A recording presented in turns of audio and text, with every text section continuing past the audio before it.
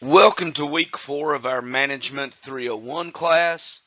This week we are going to be looking at the topic of managing ethics and social responsibility.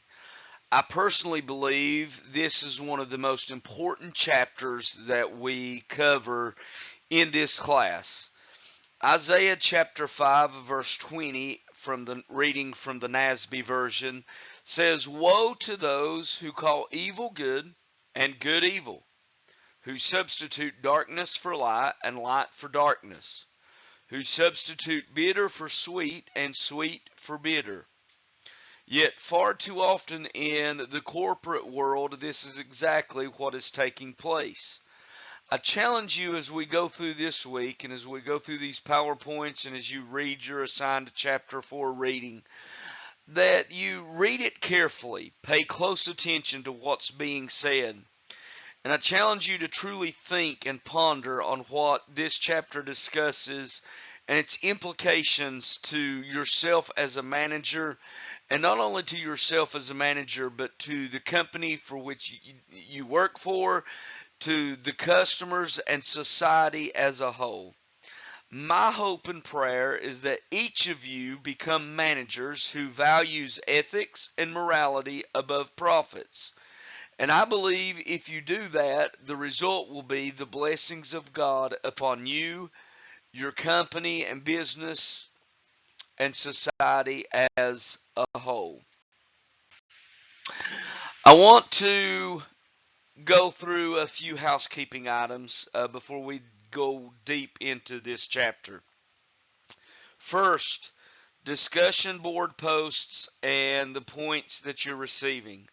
I want to remind you that in order to receive full credit, you must make your initial post and then respond to at least 2 of your classmates' posts. Failure to do so will result in not receiving the full 10 points that you can get each week. Here is a breakdown of being able to receive maximum points. Your initial post is worth a total of 6 points. Your required responses to at least 2 classmates' posts is worth 2 points each. So if you make your initial post and then you respond to at least 2 of your classmates' posts, then you are eligible to receive the 10 points. However, if you only make your post, the maximum points you can receive is 6. If you make your post and then respond to only one classmate's post, the maximum points you can receive is 8. Be sure to do all 3 requirements so you are receiving maximum points each week. Also want to remind you that in a couple of weeks, Sunday, September the 15th, your topic report is due by 11:55 p.m. that day. With the number of students that are in this class, it is a must that you have those submitted by the due date so I have time to grade those and get those back to you in a timely manner. Now, let's get into chapter 4, managing ethics and social responsibility.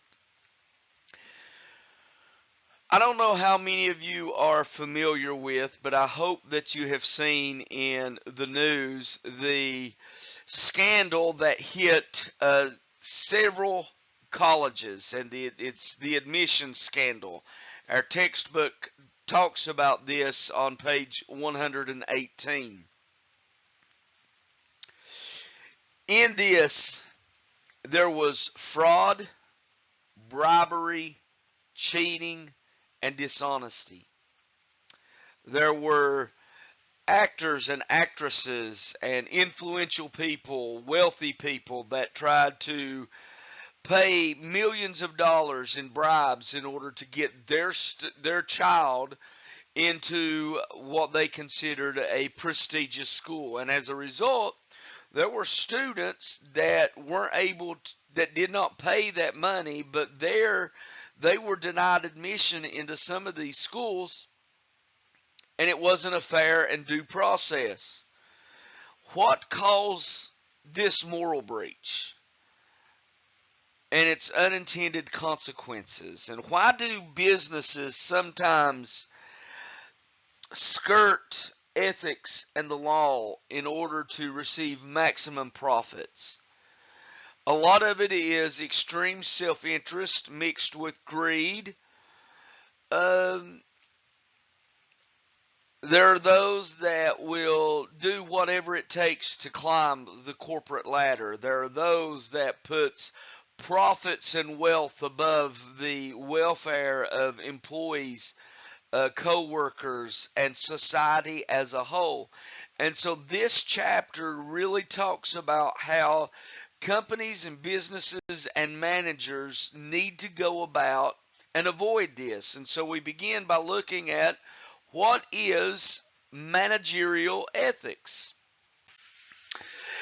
Ethics is difficult to define in a precise way. In a general sense, ethics is a code of moral principles and values that governs the behaviors of a person or group with respect to what is right or what is wrong.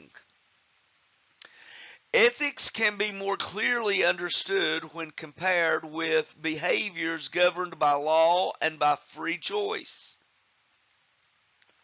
So there's three categories of behavior: codified law, free choice, and then ethics. Codified law is the values and standards written into the legal system and enforceable by the courts. Free choice is behavior that is not covered by law and for which an individual has complete freedom. And then ethics is the standards of conduct based on shared principles and values about moral conduct. So we look at Exhibit 4.1, 3 domains of human action. And you can see there the amount of explicit control goes from high to low. At the high spectrum of explicit control is the domain of codified law or the legal standard. This is where we talked about, at that level, that is where values and standards are written in the legal system and then are enforceable by the courts of law. And then on the other extreme of this line is the domain of free choice, the personal standards, so to speak. It's where the law has no say and for which an individual or an organization enjoys complete freedom. Examples include a manager's choice of where to buy a new suit and an organization's choice of which two well-qualified suppliers to use. There's no laws dictating either of those actions. And then in the middle of these two extremes is the domain of ethics or the social standard. This domain has no specific laws, yet it does have standards of conduct based upon shared principles and values about moral conduct that guide an individual or company. For example, it was not illegal for Facebook to use people as unwitting test subjects by manipulating more than 500,000 people's news feeds to change the number of positive and negative posts they saw as a part of a psychological study, or for Uber to order and then cancel more than 5,000 fake rides to sabotage its main rival Lyft. But these actions tarnish the reputation of those companies. Chris McDonald says, no matter how disruptive or innovative your business is, there are still ethical values that are fundamental to that businesses have to pay attention to. Numerous numbers of managers have gotten into trouble by adopting the simplified view that decisions are governed either by law or free choice. This view leads people to mistakenly assume that if it's not illegal, it must be ethical. as if there is no third domain. Hear me and listen closely to what I'm about to say. Just because it's not illegal doesn't make it correct or appropriate or right. And as managers, you have to navigate these murky waters sometimes in order to make decisions that best represent the total good for society, your customers, your suppliers.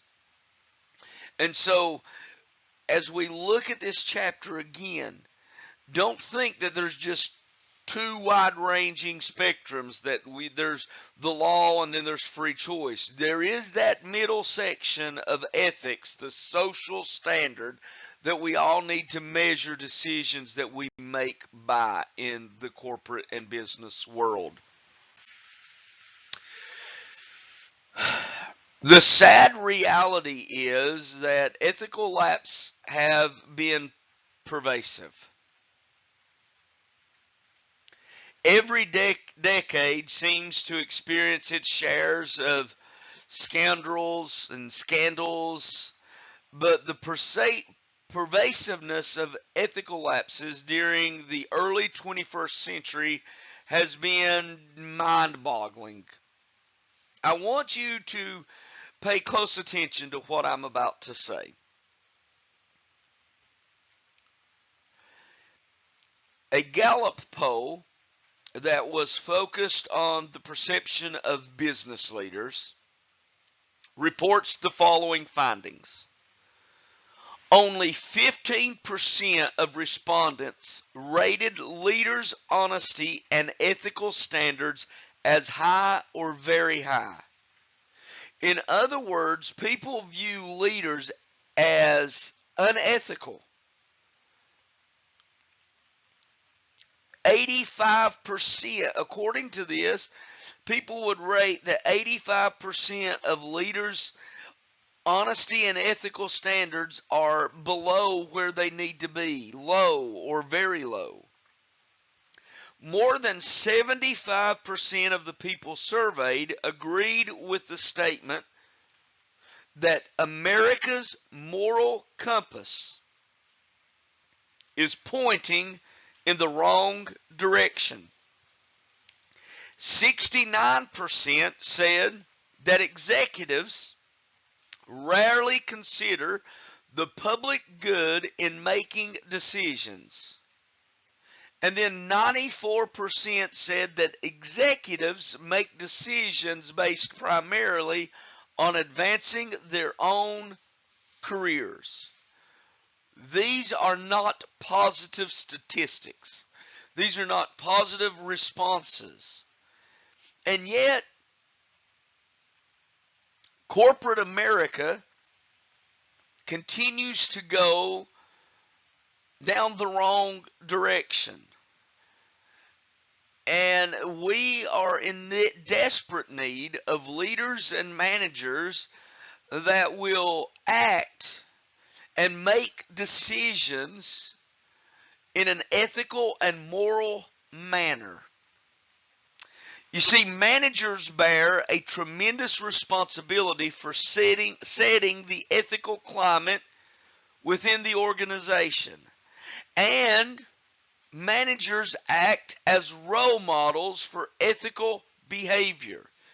When you are in a position of management or leadership within an organization, those individuals who are following you and are under you, they are looking up to you, and you are setting the example on their behavior and how they are going to act.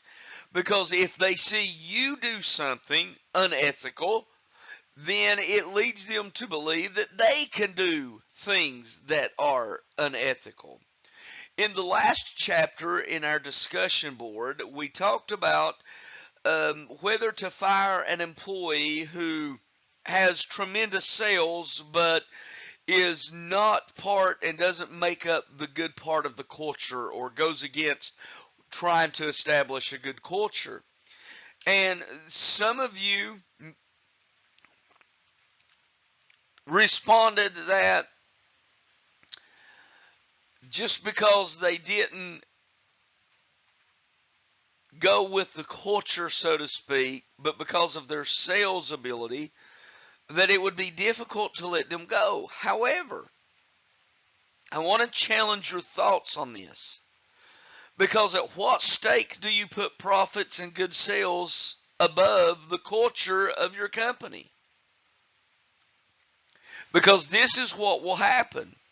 If you let one salesperson get away with anything and everything and go against the culture that you're trying to establish just because they have good sales, then it signifies and signals to your other employees that this behavior is acceptable, so they start doing it, and your culture diminishes and devalues and goes away, but you have good sales.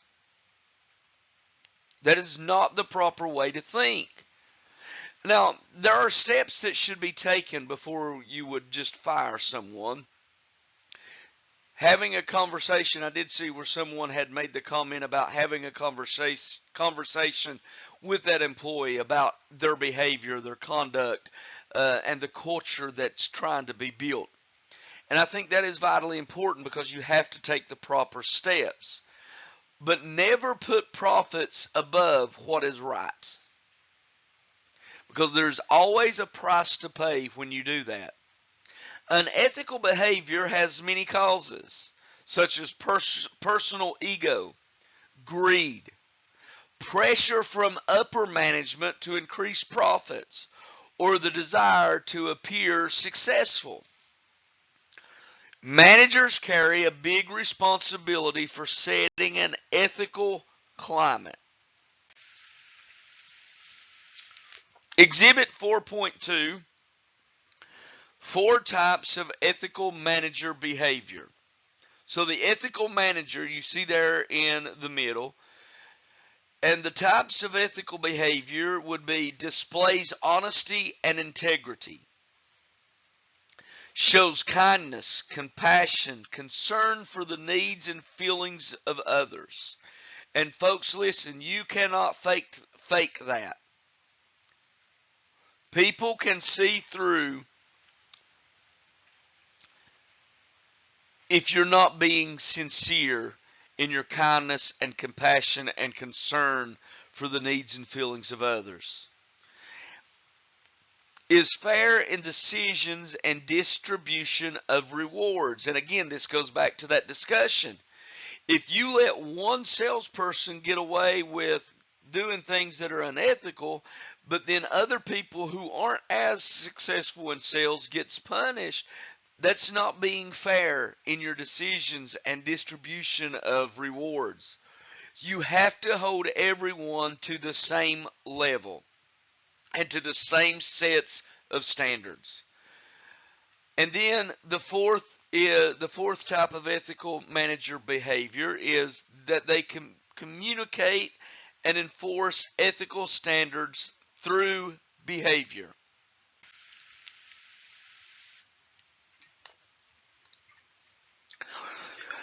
Now, I want you to understand something.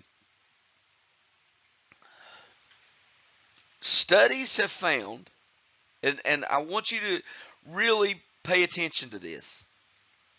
Studies have found a positive relationship between ethical and socially responsible behavior and a firm's financial performance. An example of this, one study found that the top 100 global corporations that have made a commitment to sustainability, weaving environmental and social concerns into their decisions, have had significant higher sales growth than those businesses that haven't. Now, although these results are not overwhelming proof they do provide an indication that using resources for ethics and social responsibility does not hurt companies, nor does it hurt companies' bottom lines. Researchers have also found that people prefer to work for ethical companies. I want you to think of that.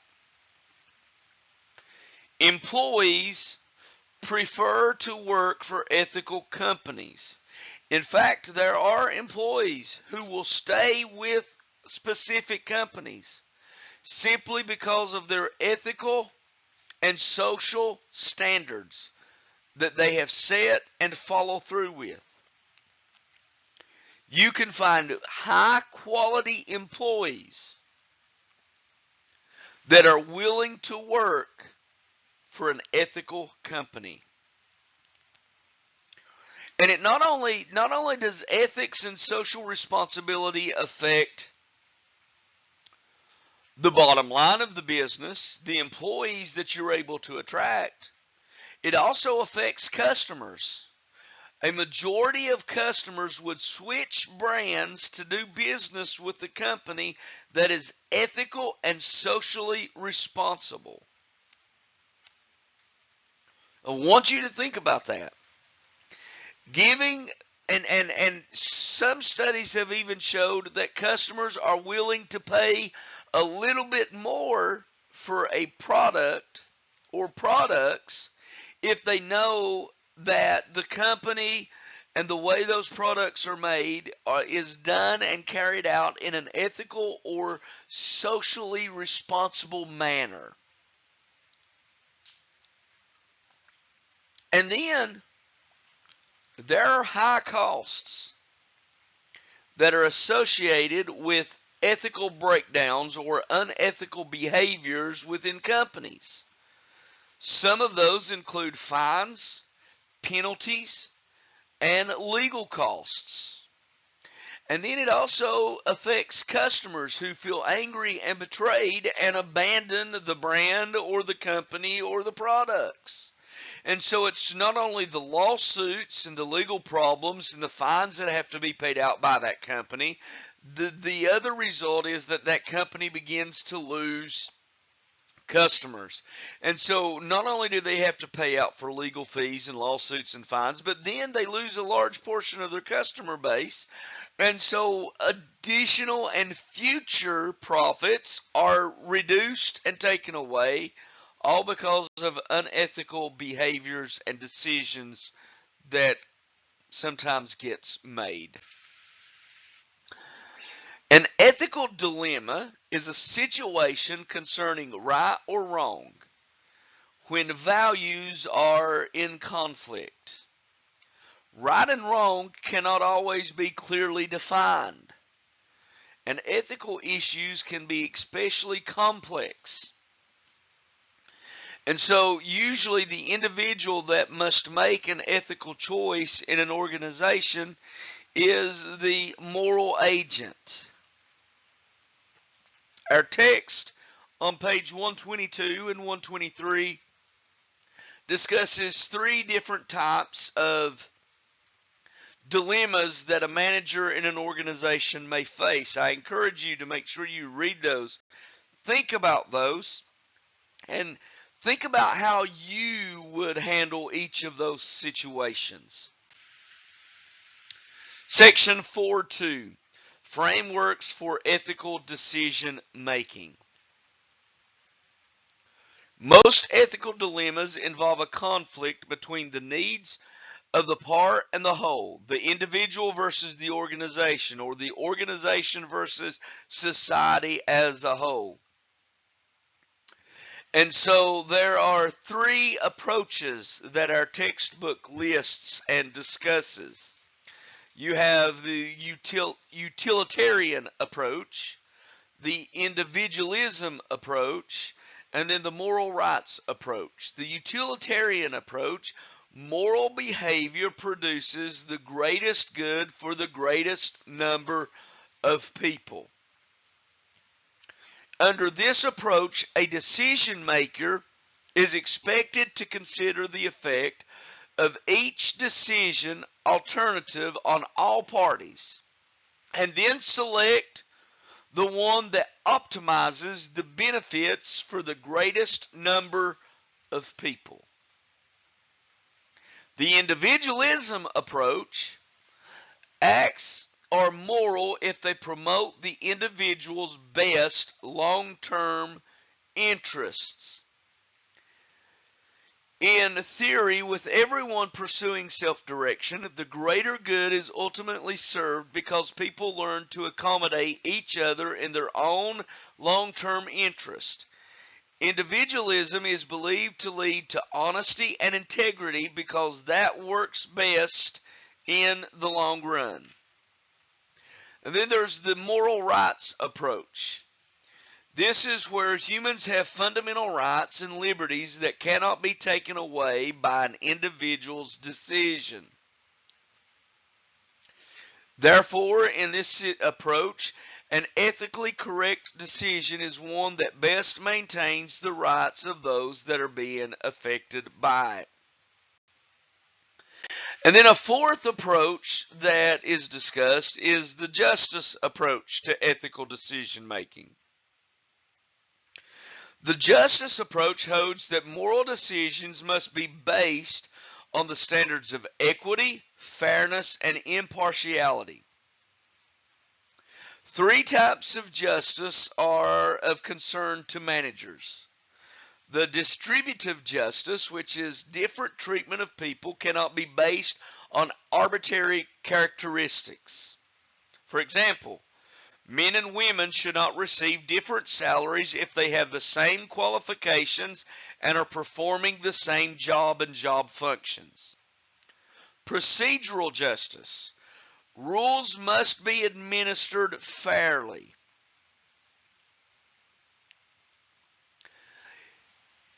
This goes back to what we were talking about a little bit earlier, and it goes back to our discussion post from week 3. You cannot have a rule in place as a manager and as a management team and then allow some people to skirt by and not follow the rule while holding others accountable. And then there's compensatory justice. Compensatory justice. Individuals should be compensated for the cost of their injuries by the party responsible. The justice approach is the closest to the thinking underlying the domain of law in Exhibit 4.1 because it assumes that justice is applied through rules and regulations. Managers are expected to define attributes on which different treatment of employees is acceptable. And then we come to our knowledge check 1.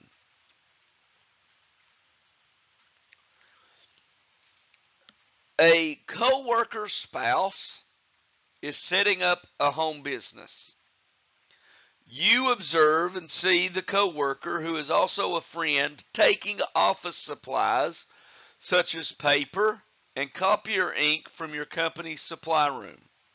It's not much, but it's clearly against company rules.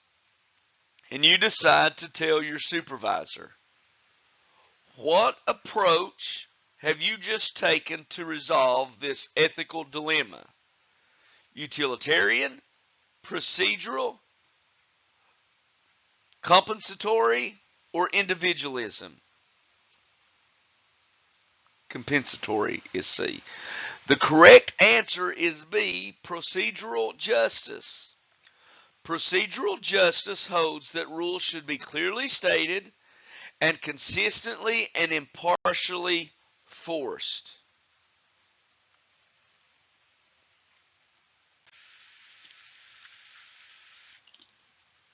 The practical approach to ethical decision making. The practical approach bases decisions on prevailing standards, society, and all stakeholders. Criteria for a decision to be considered ethical is as the following: acceptable by the professional community.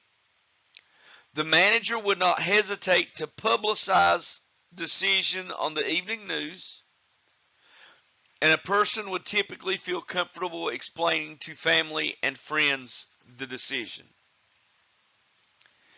If the decision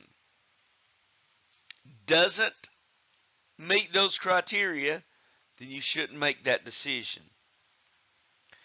If you would be hesitant to publicize the decision on the evening news for fear of backlash from your customers, consumers, and society as a whole, then that's the wrong decision to be made.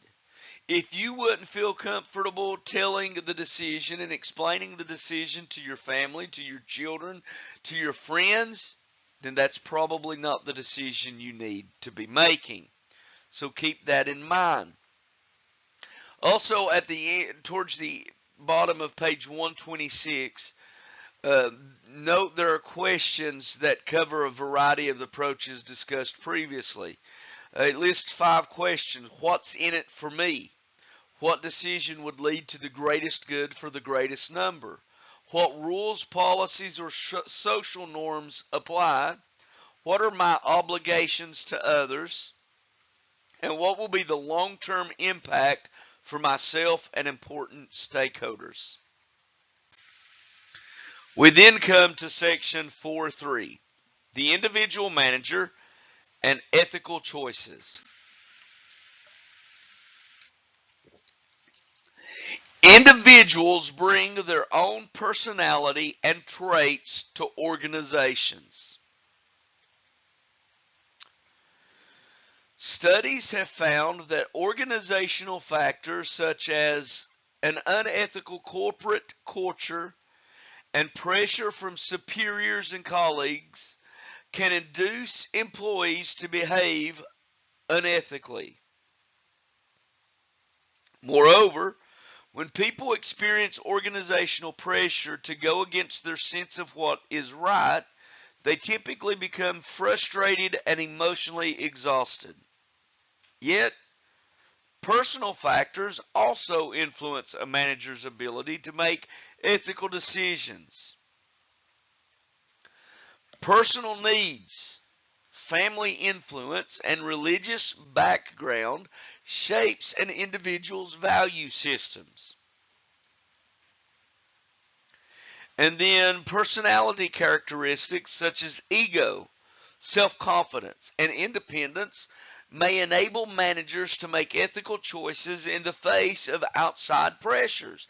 There are some individuals who are so comfortable with who they are and their sense of moral compass and ethical standards that despite the pressures from outside forces and even upper management, they choose to make the correct ethical decisions that is in the best interest of employees, customers, and society as a whole. 3 levels of personal moral development. Level 1, pre-conventional. Follows rules to avoid punishment, acts in own interest, and is obedient for its own sake. And I want you to notice here, as we look at this, that you have self-interest and then internal values, and you have that line there, and it's 2 extremes. And so self-interest versus internal values, and then in the middle is societal expectations. And then it gives at the level 1, the leader style is autocratic or coercive. The employee behavior often becomes task accomplishment. In other words, the employee is just trying to satisfy the manager and upper management and just accomplishing the tasks that are at hand. Level 2 is the conventional. It lives up to expectations of others, fulfills duties and obligations of the social system, and upholds laws. And that's where you have the societal expectations. The leadership style in level 2 is guiding, encouraging, team-oriented. And then employee behavior is work group collaboration. And then there's level 3. And I want you to understand that level 3, post-conventional, only about 20% of American adults are able to ever reach the post-conventional stage of moral development. People at this level are able to act in an independent, ethical manner regardless of expectations from others inside or outside the organization. More importantly, one study found that leaders at a high level of moral reasoning stood out as ethical role models whose behavior and communications attracted followers' attention. At this level, the individual follows self-chosen principles of justice and right. They are aware that people hold different values and seeks creative solutions to ethical dilemmas. It balances concern for individual with concern for common good. The leadership style is transforming or servant leadership. I want to pause for a moment and talk about servant leadership. Servant leadership is the style of leadership that Jesus used. It is considered, and in my opinion, one of the most powerful types of leadership. Because when you get the idea that you are not above anyone else, that we are all created equal in the eyes of God, and when you are able to humble yourself before other people and not only put your interests but their interests at the forefront, it draws people, and people naturally gravitate to those types of leaders. The employee behavior. You see, in servant leadership, you empower your employees, and you gain full participation from your employees. That's why it's such a powerful type and form of leadership. Imagine yourself in a situation of being encouraged by colleagues to inflate your expense account. What factors do you think would influence your decision of whether to do as your colleagues suggest?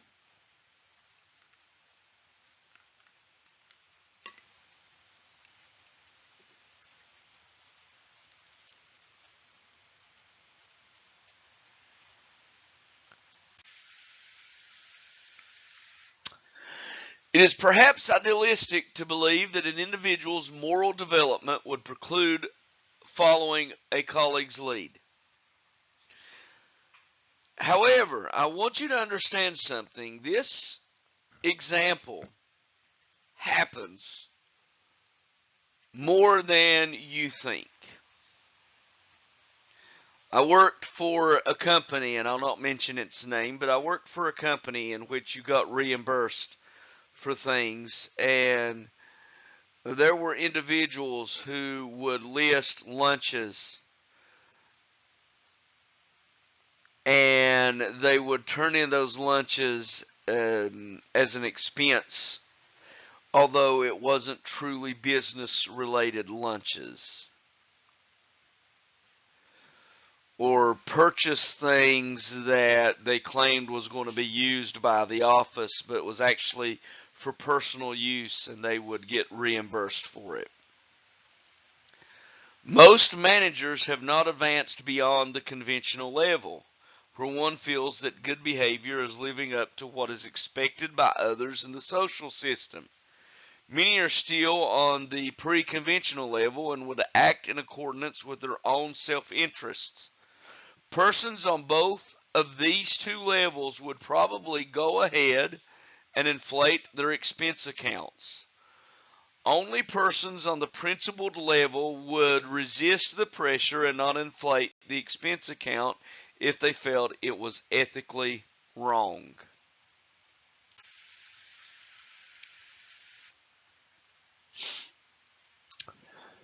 Giving versus taking. Managers who use servant leadership, and there's that leadership style again, managers who use servant leadership focus on the needs of followers and encourage others to think for themselves. When you empower employees to think for themselves, it frees you up to do other tasks that needs to be done while knowing that your employees and those that are under you are empowered to fulfill their tasks, and because they are empowered and can think for themselves, they don't have to consistently and continually interrupt your flow of work. That's why it's so important. Again, I go back. Jesus used this leadership style, and he spent the 3.5 years that he was here on planet Earth empowering and training his disciples to think for themselves and to act in ways that benefits others. And even at the Last Supper, Jesus, who was their teacher, their rabbi, the Son of God, humbled himself and washed the feet of the disciples. That's true servant leadership.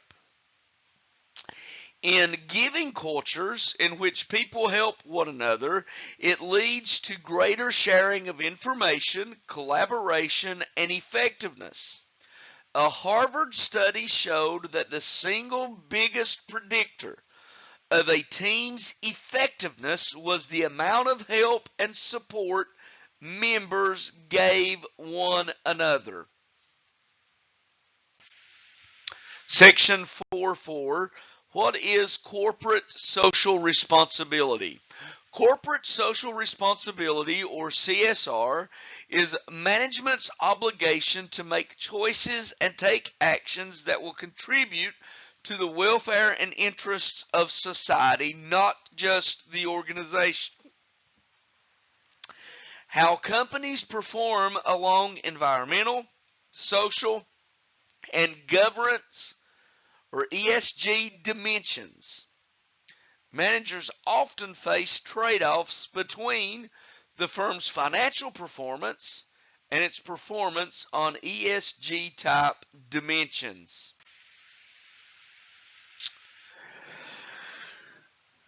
Listen to what Nobel Prize winning economist Milton Friedman once wrote and said. There is one and only one social responsibility of business, which is to engage in activities designed to increase its profits. This was the prevailing thought for years and years, that the only purpose of business was to make money. However, things have shifted. Times are changing. Mark Benioff now says there's a shift going on. When I attended USC, it was all about maximizing value for shareholders. But now we're moving into a world of stakeholders.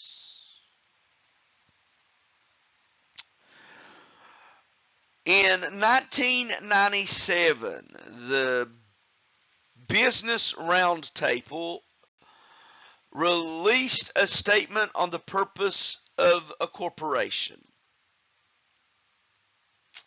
This is an association that represents many of the most powerful CEOs in the United States of America. When it released its first initial statement of corporate purpose, the BRT identified shareholder value as the primary purpose. Jump ahead to near the end of 2019. The BRT released a new statement signed by 181 CEOs outlining an up-to-date standard for corporate social responsibility that focuses on 5 primary stakeholders. It calls for creating value for customers and investing in employees, including fostering a diversity and inclusion, dealing fairly and ethically with suppliers, and supporting the communities in which we work, including protecting the environment. A stakeholder is any person or group within or outside the organization that has an investment or interest in the organization's performance. Stakeholder mapping is a systematic way to identify the expectations, needs, importance, and power of stakeholders. Each stakeholder has a different criterion of responsiveness because it has a different interest in the organization. You can see here in Exhibit 4.4, serving multiple stakeholders. And in the center, you have the corporation or business. And then outside of that, you have the 5 stakeholders, which are suppliers, customers, employees, shareholders, and communities. Businesses have a responsibility. Pay attention to this and remember this. Businesses have a responsibility to all 5 of these stakeholders.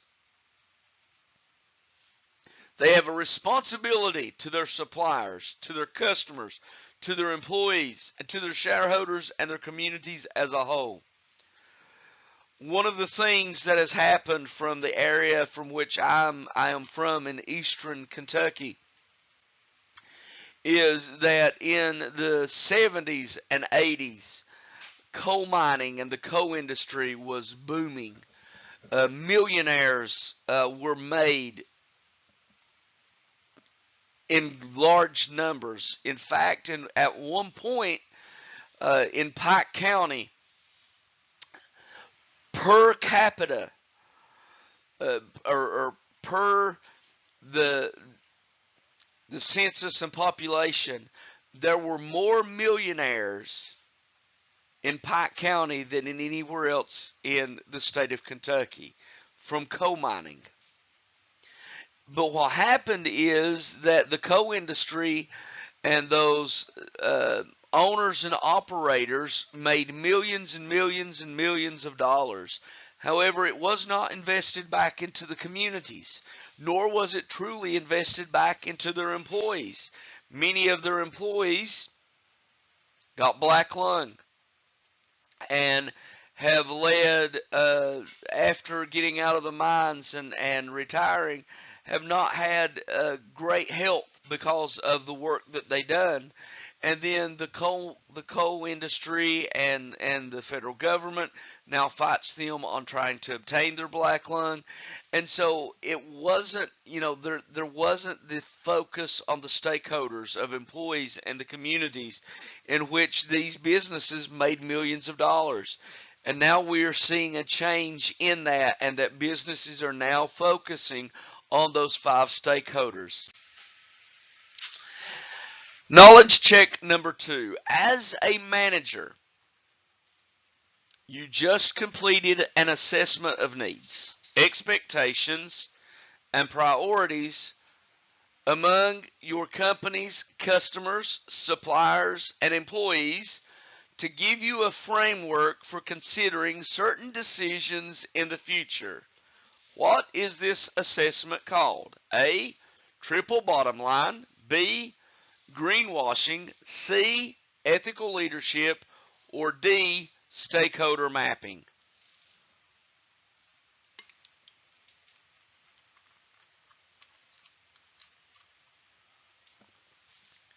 If you said D, stakeholder mapping, you would be correct.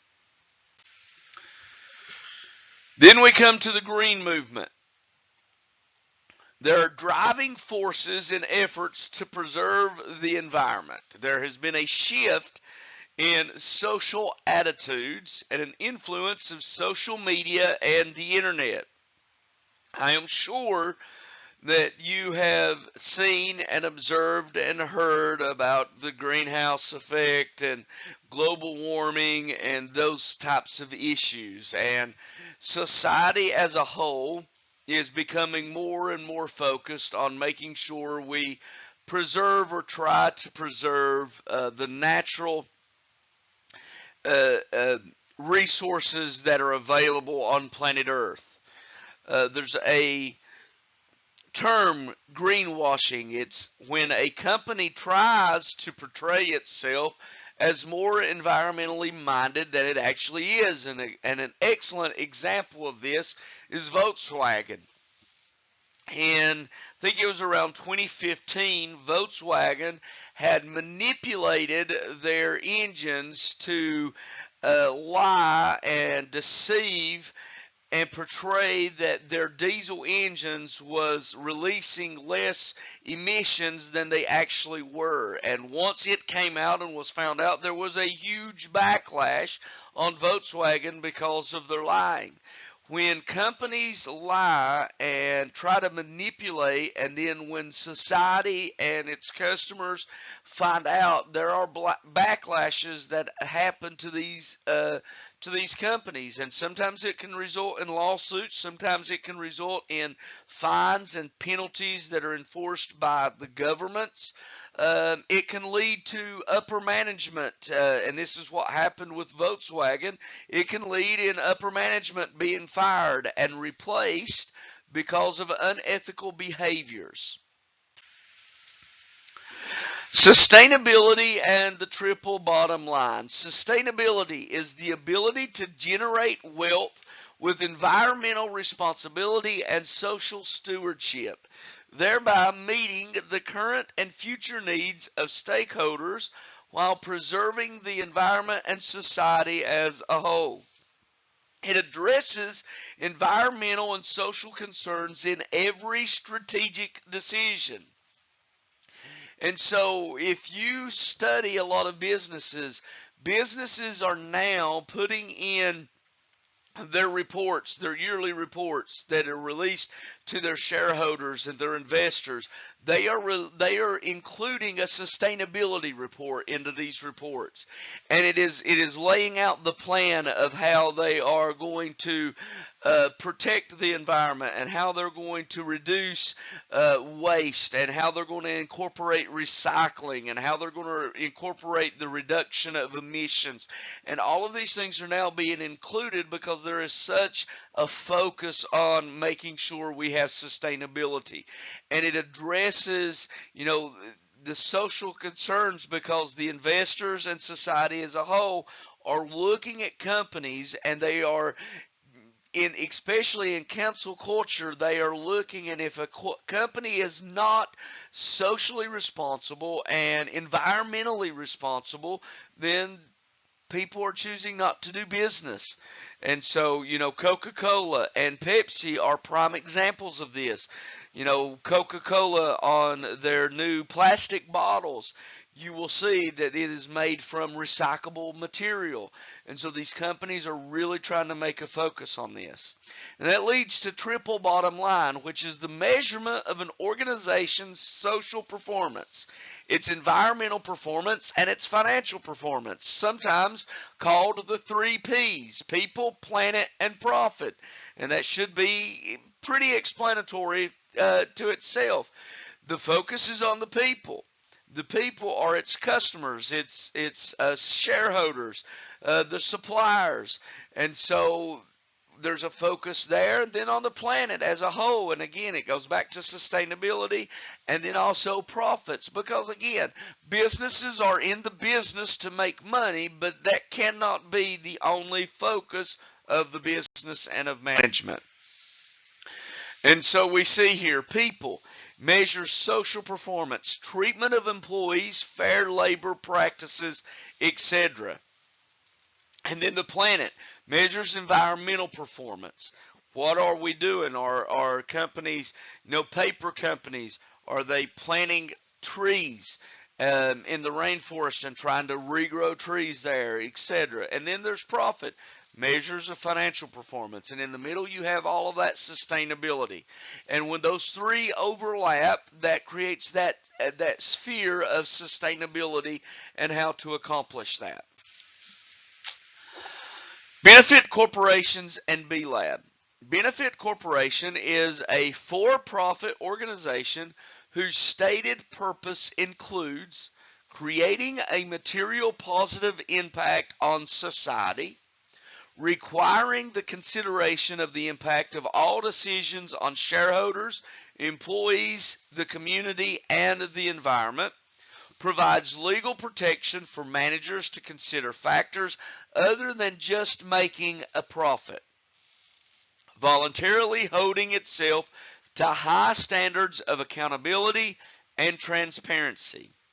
And then B-Lab is a nonprofit organization that certifies businesses as B corporations. Section 4.5, Managing Company Ethics and Social Responsibility. There are two types of ethical organizations. You have the values-oriented and the structure-oriented. In a values-oriented, it is ethical leadership, volunteerism, code of ethics, and an ethics committee. In a structured-oriented ethical organization, you have a chief ethics officer, an ethics hotline, ethics training that is being done, and then support for whistleblowers. A values-oriented approach directly targets individuals' internal desire to be ethical.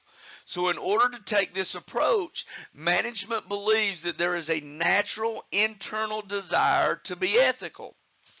Ethical leadership means that managers are the models of honesty and trustworthiness.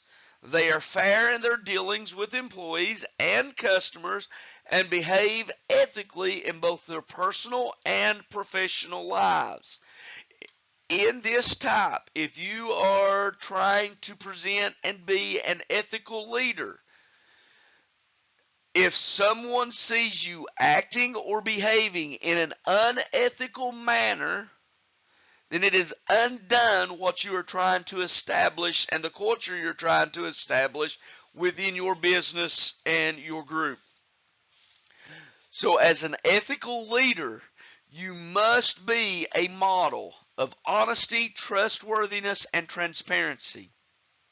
It cannot be emphasized enough that you treat everyone, every employee that you have, in a fair manner. And again, I go back to our discussion in week 3. You cannot, for the sake of profits, allow one employee who excels in sales to get by with anything and everything while holding everybody else accountable. The standard must be equal and there must be a level playing ground. Volunteerism. Actively giving time and skills to a volunteer or charitable organization. There are businesses that allow employees to take one day, and they get paid for that day through the company, but that day they are actually volunteering for another organization. And they encourage that, and so they give at least, some of those some companies give at least one day per year that allows you to do a volunteer project for another organization, and you still receive full pay for that day from the company, and it doesn't take away from your paid time off. Code of ethics is a formal statement of a company's values concerning ethics and social issues. A lot of times when an employee is first hired into a company or an organization, they are presented with a code of ethics, and they have to sign that they have read and understand the code of ethics. It is a principle-based statement that defines fundamental values, company responsibilities, quality of products, and treatment of employees. Its policy-based statements outline the procedures to be used in specific ethical situations. Which do you think would be more effective for shaping long-term ethical behavior in an organization? A written code of ethics combined with ethics training, or strong ethical leadership? Which would have more impact on you, and why?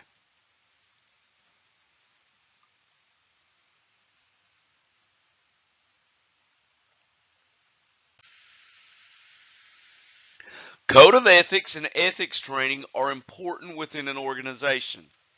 However, creating an ethical culture in an organization requires that ethics be part of virtually everything a company does. Ethics should be emphasized in meetings, during the hiring process, or employee orientation and socialization processes, and at all significant ceremonial events, which only happen with strong ethical leadership. The bottom line is that employees will do what their managers do. So managers must consistently and continuously demonstrate that ethical behavior is important. Ethical structures represent the systems, positions, and programs a company can undertake to implement ethical behavior. An ethics committee is a group of executives that are appointed to oversee the organization's ethics by ruling on questionable issues and discipline violators. And then a chief ethics officer, a company executive who oversees all aspects of ethics and legal compliance, includes ethics training to directly communicate the organization's ethical practices and policies. Whistleblowing is where an employee disclosure of illegal, unethical, or illegitimate practices on the employer's part. Some view whistleblowing as negative, and that the employees is just going against management and trying to get people in trouble. However, there would be no need for whistleblowing if everything was being done in an ethical manner. Whistleblowing is a benefit to the company, and it helps make dedicated efforts and there needs to be dedicated efforts to protect whistleblowers. And again, I reiterate, there is no need for whistleblowing if everything is being done within the company ethically and in a moral manner. I hope that you have enjoyed this week's discussion. I hope and pray that you will read this chapter, listen to this discussion very closely, and truly think about what type of manager you want to be, what type of ethics and ethical manners you want to conduct yourself in. Because if there's one thing that I know in the business corporate world, we need more ethical and moral managers. I hope each of you have a blessed and wonderful week. And again, as a reminder, do not forget you have a paper coming due September the 15th by 11:55 p.m. If you need anything, as always, please feel free to reach out to me via email, and I will respond to you in a quick and concise manner. Thank you, and have a blessed week.